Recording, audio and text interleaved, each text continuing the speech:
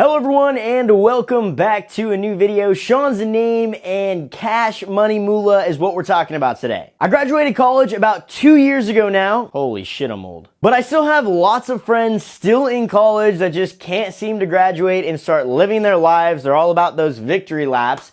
But it grinds my gears because every time I want to go do something, I hear the same thing from them. Bro, I'm down, but I don't have any money right now. I wish I could, but I can't swing it right now. That's just too expensive. I don't think I can go out tonight. I'm really broke. I don't have any money right now. It's so damn frustrating because I've been there, but not necessarily when I was in college. Quick background on me, I was fortunate enough to go to one of the most high-end and rich kid schools in Arizona. My parents were not well off. They were working their butt off. I was on tons of financial aid. I got tons of scholarships because my academics were good. But I was able to go to a really high-end high school, and because of that, all my friends were incredibly rich. So I was lucky enough to get a really good high school education.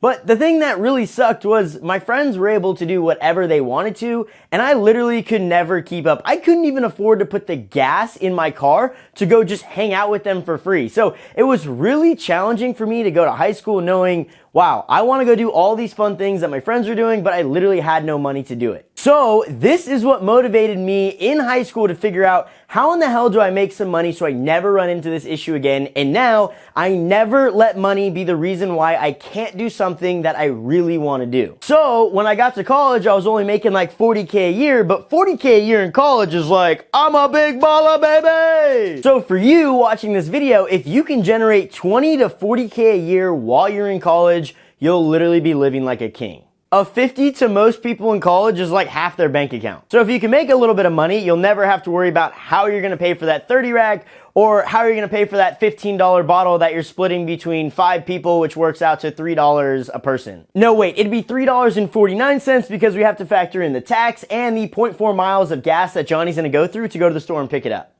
Ah, the days of college where the savings accounts are bone dry and the bar floors are soaking wet. But I get it, money can be incredibly tight in college, which is why I want to make this video on my best strategies for how you can generate some serious part-time cash while you're going to school. And again, it's part-time cash because we don't want your grades to be fallen, which leads to your 5th year and your 6th year victory lap in college. So let's get into it.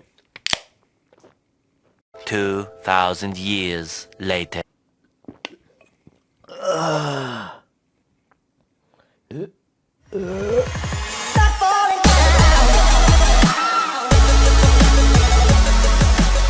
Okay, so I've made a few videos in the past about how you can generate a little bit of extra money, things like passive income, working from anywhere in the world, or just working from the comfort of your own home. So I'll leave those videos linked down below. You should definitely watch those after this one. But I put together a list that is specifically designed towards college students because if you're in college, you typically have 1, no experience, 2, no money, and 3, tons of time. So with those in mind, I put together some things that either I did in college or I knew some of my friends were doing in college to generate roughly $25,000 a year, which is really great income as a college student. And first and foremost, we're gonna be starting with some jobs that are really more well-known and a lot of people actually know about. And then as we get towards the end of my list, there'll be some things that not a lot of people know about or not a lot of people are doing, and it can make you some serious money. So number 1 is gonna be tutoring. This is easy money that is constantly left on the table. Just because the kid sitting next to you in class, we'll call him Johnny, just because Johnny doesn't have any money doesn't mean that Johnny's mom doesn't have any money. And Johnny's mom really wants him to graduate college. She'll do anything for him to graduate college. So if you're doing really well in the class and Johnny's not doing so hot, go to Johnny and say, look, Johnny, I will tutor you to make sure you pass this class, and we'll study for twice a week. We'll do it for 2 hours each time. You'll pay me $20 an hour. That's a no-brainer. You're literally going to be doing the homework or the work or the studying anyway, so you might as well do it with someone else and make, $80 a week, which is going to be what, like $4,160 a year? That's not bad. Easy money. And I actually did this in college. I actually tutored my buddy Pete. You guys know Pete, right? You guys are riding with me.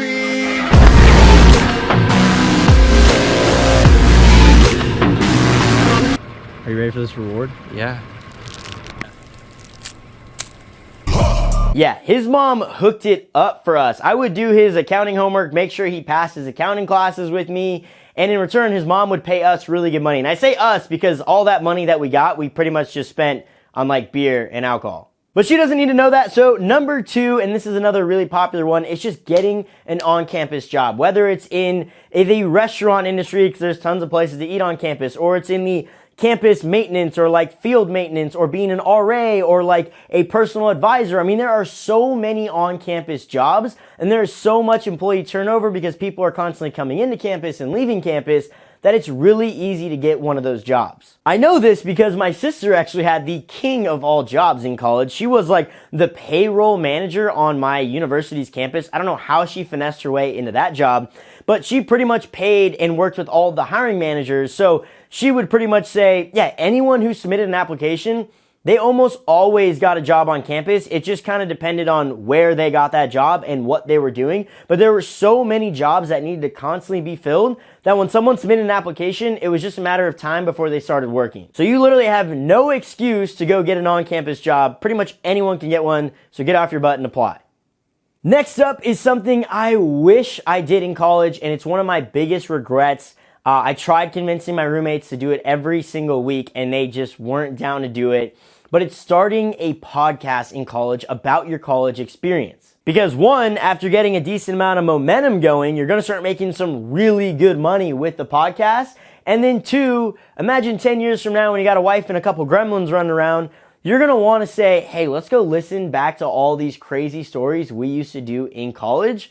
Like absolute gold. And it's so easy. You literally go out, do something fun one night, the next morning you record the podcast, and boom, super easy. If you have no idea how to start a podcast or where you even go about doing something like that, I've made a video, I'll leave it linked down below. It's so easy to start a podcast these days and start making some good money that way, so I'll leave that link down below. But number 4, another really popular guy, and I'm just gonna throw this in here really quick, and it's just driving. If you've got a car, just start driving for Uber, Lyft, or Postmates, or whatever. It's such easy income that forms exactly to your schedule. So if you want to work 5 hours one week, 10 hours the next, 20 hours the next, you can do whatever your schedule allows. And it's okay money to just get you by in college. So work one of those jobs, drive in, and it's easy money. Pretty self-explanatory. But the next one is actually something that can make you some serious bank, and it's being a maid in college. And hold up, I know a lot of you are like, a maid? What are you talking about, a maid?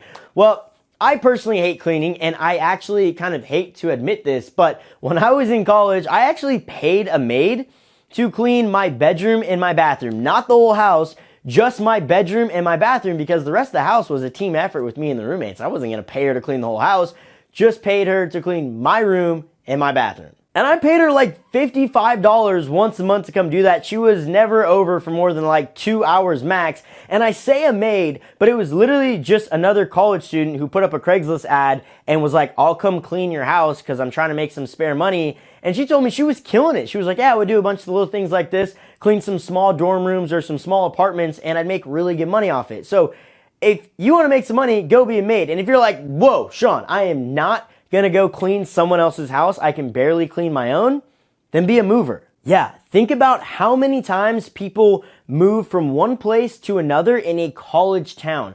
Myself alone, I lived in the dorms for 1 semester before we pretty much got kicked out. That's a story for another video. Then I moved into an apartment for like 6 months, and then I moved into another apartment for 12 months, and then I eventually moved into a house for 2 years, and then I moved out of that and moved down into the city that I live in now. So, wow, I moved like 5 times. Bottom line though, maids and movers absolutely kill it, so definitely take advantage of that. Then the next one on my list is something I've talked about as well in other videos, and it's just, I'm gonna bring it up again in this video because the amount of time you spend doing this versus how much time you get paid is so good, and it's doing online surveys or taking part in online focus groups. So, down in the description right now, there's a link for respondent.io. Go to that website, click the link, and sign up. It is so easy to do a simple project on there that'll take you maybe an hour, probably like 30 minutes, honestly, and you'll make anywhere from $50 to $100 for the time you spent.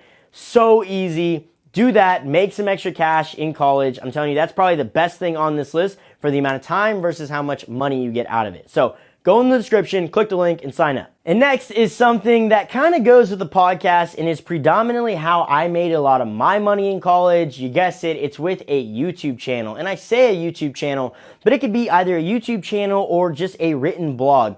something to document what you are doing in college and your college experience, because if other people really enjoy the content you're making, you're going to start making a lot of money from it. So I cannot stress this enough. You're going to want something in college that you can look back on, some sort of content you can look back on and say, wow, remember when we did that in college? And if you're going to do something like that, you might as well make a little bit of money off it. I cannot stress this enough. Luckily for me, I had a channel that was already kind of moving before I got into college, but college is really where I blew up my other channel and really started making me some good money. So I highly recommend you do that. Just go do it. Right now, just start one, do it. But all right, number 9, I'm saving one of the best ones for last. This one is absolutely insane. It's actually a friend of mine who told me about this because he was doing it in college and he was making so much money.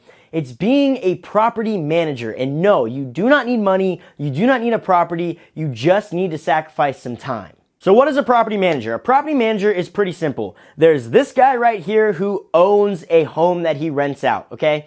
And then there's tenants on the other side who rent that home. And there's always some stuff that always happens, and the tenants are constantly calling the landlord and say, hey, we need this fixed, or hey, something like this, or there's constantly all this time, right? This investor doesn't just collect money. They like to think they just collect money, but there's a lot of time they have to spend making sure these tenants are happy. So in the middle, that's where you are. A property manager is the middle or the liaison between these two individuals. So this person can pretty much make just a little bit money to pay you, the property manager, to deal with all the BS that's going on with the tenants over here. You should know what a property manager is because you're probably a tenant yourself right now, and anytime anything breaks, you're either calling a property manager or you're calling your landlord. And here's why you can make some serious money with this. Think about how many times people move and how incredibly high the rental turnover rate in a college town is. Like we just talked about with being a mover, people are constantly moving from one place to another. I think on average, people move every single year while they're in college. So this investor or this property owner is like, man, I got to find new tenants every year, or I got to deal with all their BS, and I got to vet, make sure each tenant is good. You can take all of that hassle out by making some money and saving this person some time. And again, it's incredibly good money because of how much people are moving in a college town. So here's what you do. You go on Craigslist or Zillow or wherever you find your long-term rentals in your area. You call up the property owners and you say, hey, look, I know you're a property owner. I'm not actually looking to rent your place, but I'm looking to manage your place. I've got all these years of property management experience. I don't know that. But I want to manage your properties and really just save you the headache and all the time. And the first thing they're going to tell you is, no, I don't need that. I'm here to make as much money as possible off my investment property. So no, I don't need you. And you have to be a little bit salesy here, but you can easily just tell them, look, I work for a percentage, okay? If you're charging $2,000 a month in rent, I work for 5%. You're going to pay me $100 a month, and I'm going to take all of that headache out of it for you. Literally, all you have to do every month is collect your check. Now, everyone who buys an investment property thinks, oh, if I buy this property and rent it out, all I'm doing is collecting money. Well, that's not always the truth because constantly things break, constantly are dealing with bad tenants, all this stuff. So you get to take all that headache out of them and you pretty much get to save them tons of time. So if you're got a decent pitch and you can sell yourself on the phone, you're going to get so many clients. And then think about this. Let's say you're making $100 per property. You get 5 to 10 properties. That's $500 to $1,000 every single month. It depends on the rent in your area, but that's really easy money. And I'm going to be honest with you. It's not as much time as you think. Sure, you got to be on call and people call you and say something broke, or people text you and say, hey, I need this. And yeah, you've got to spend a little bit of time. You're not just sitting there making money, but you're probably not going to be spending that much time for how much money you're making. In fact, my buddy who told me about this strategy, he said he never had less than 25 properties at any given time in his area, and he was making like 5 to 7 grand a month. Absolutely insane. He said I'd probably spend anywhere from 7 to 12 hours every single week working on this. He goes, but the ROI was absolutely insane. And then I asked him, well, how did you get so many properties? I mean, were you constantly just trying to pitch yourself? And he goes, the sales pitch was the easiest part. He goes, I would literally call someone and say, hey, this is what your rent is. We're going to up it by 5% to cover my pay. And I'm still going to get you tenants because I know everyone in college right now. All of my friends are like, oh yeah, I'm thinking about moving, or I'm thinking about finding a place like this. He goes, it was amazing. All of my friends were trying to find places or tell me when they're moving, and I'd be like, oh, I've got 25 properties you can move into. He goes, it was the simplest thing ever, and these property owners loved me because I made really good money and I saved them a ton of time, and actually they made the same amount of money because I ended up just raising the rent by my pay. Absolutely genius. And don't get turned off by thinking, oh, this is gonna be way too hard to actually go get clients. Super easy, because most property management companies are charging anywhere from 8 to 12%. So if you go in and say, yeah, my rate's 5% or 6%, odds are most of these owners are gonna say, you know what, I'm done dealing with this headache. I'll let you manage it for me, and boom, really easy money. So get on the horn and start making some money being a property manager. But number 10 on my list, it cannot be beat. It is my fail-proof method. And it is something I like to call finding your rich wife in college. Forget happy hours. You're going to want to spend your time in the med school building, the engineering building, or if you're a little bit wild, make sure you spend some time in the computer science building. The sky is the limit with this. So here's to rich moms and hot dads.